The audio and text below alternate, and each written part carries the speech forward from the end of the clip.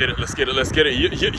Aswand Cruickshank, your one and only Move Swiftly speaker, checking in for a daily Move Swiftly thought, giving you a perspective on teamwork that you will not get anywhere else. A Father's Day edition of the Move Swiftly thought. Let me tell you, it's very possible, especially on a day like Father's Day, where I have a ton of memories, ton of stories, tons of things that I could say about my own father, and then a lot of the fathers that I have met, the fathers to be, the fact that I do aspire one day to be a father myself, the uncle I am, tons of stories I have in regards to fatherhood and things like that.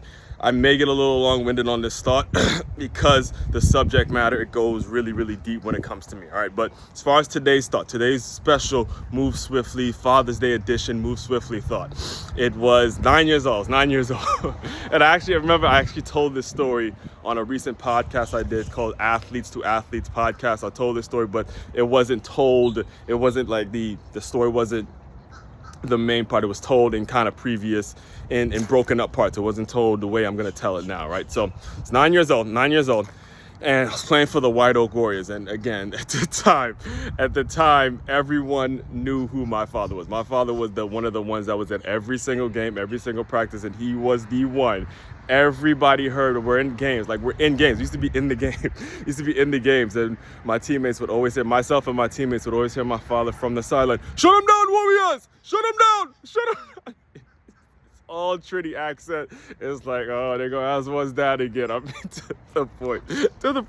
Listen to me, to the point where I'd go on sleepovers and shit like that, and everyone, all the parents, everyone always go, "Oh my God, your dad is the best at games." Your dad cracks me up at games. I mean, he's probably more famous when it comes to the White Oak Warriors. He's actually more famous than me because that was his thing. That's what he did, and he was there. He was at the games. So I try to tell dads now, you gotta be at the games. You gotta be there. You cannot, it's not enough to say, "Oh man, I hope you do a good game." You have got to be at the games. I had one of those dads that was at every single game. He could tell you when I got my first interception, when I got first touchdown, how many points another team scored. I mean, he would give me an analysis of the entire game. It's almost like literally going home and picture having Stephen A. Smith with you, just giving you a breakdown. This is what you got to do. Bang, bang, bang. And he never actually played football, which was the crazy part. He never actually played football, but every single game you get a complete breakdown of how I did, what I needed to do, the whole nine. All right, there's no secret as to why I'm into the world. I'm into the business that I'm in now. All right.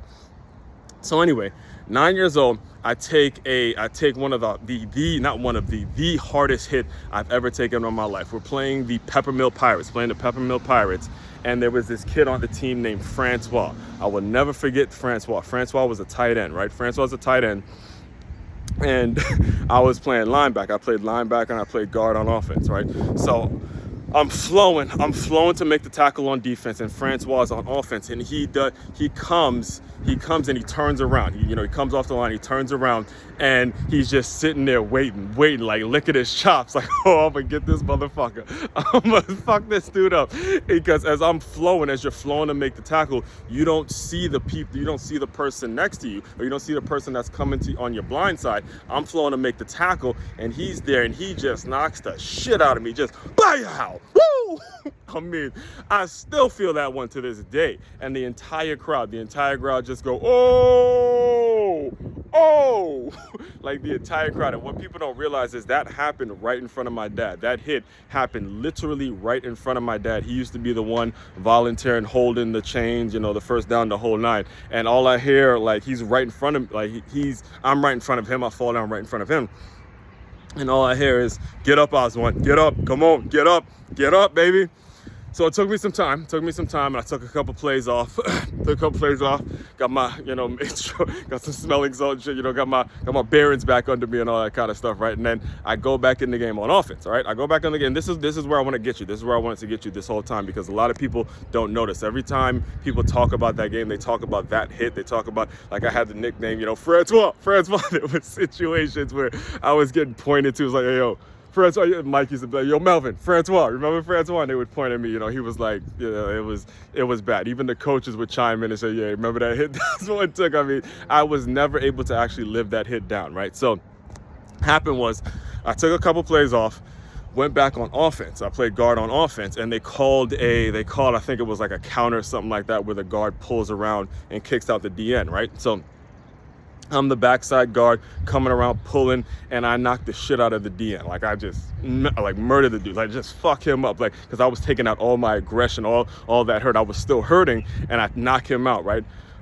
Ask me who the only person is who actually noticed that. So on the drive home, it's a little quiet. It's a little quiet because, hey, we lost the game. I took a major hit, but I'm driving home with my father, and it's like, yo, and I mentioned, I was like, hey, did you see the hit? I got the guy back, though. I got one of the guys back, and my father's driving. He goes, hey, I saw that. Yeah, I saw you get back in there. You know, do your thing, yada yada yada. And that's what it's all about, guys. Listen to me. That right there, those are the moments.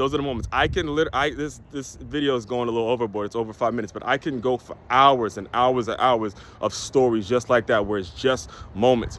You gotta notice moments. You gotta be around moments. You got to be around to notice moments in which your son or your daughter, or whatever it is, whoever you are, the father figure type 4, make sure you notice the moments where they've been knocked down, they've been hit, they've been hurt, something went down, but how do they respond in those moments? And when you're a noticer of effort, when you're a noticer of how those major things, how someone took a major hit and was able to come back, that's what builds character. It's often said that sports do not build character. Football does not build character. No, my friend, football reveals character. Sports reveal character. It reveals how much you really want it, how bad you really want it. If I was some soft motherfucker, if I was some dude that didn't have any heart, didn't have any of this, then I would have, hey, daddy, I don't want to play football anymore after you take a hard hit. No, I'm getting my ass back in the next couple plays and getting my money back and getting it going. And it's no secret as to why it is, how it is I became this entrepreneur that I am today, why I'm into the things I am into today, why I have the #1 show on innovative teamwork today. Why you're listening to this on the #1 show on innovative teamwork, the Move Swiftly podcast. It's a mindset, it's a strategy, and it's the way I was raised. All right. So again,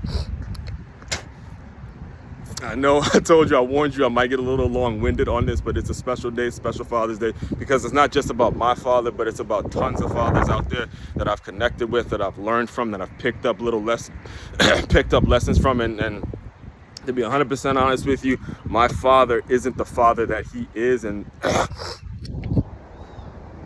excuse me, my father would not be able to be the great father that he is had it not been for him picking a great mother. So again, I get the question all the time, Aswand, when you gonna start popping them out? And my answer is always, hey, when I find the right mother, when I find the right mother type, when I find the kind of woman that I would want to be a mother to my son or my daughter, that's when I'm gonna start. So whenever that happens is when it's gonna start. All right, to answer any of those questions, because I know they're gonna come up. Main website to check out to dive deeper into my world, makeyourmove.com. That's MakeYamove.com. One-stop shop for all your teamwork and your self-development needs. Aswand Cruickshank, your one and only Move Swiftly speaker, checking out. You guys continue to move swiftly. We will talk more soon.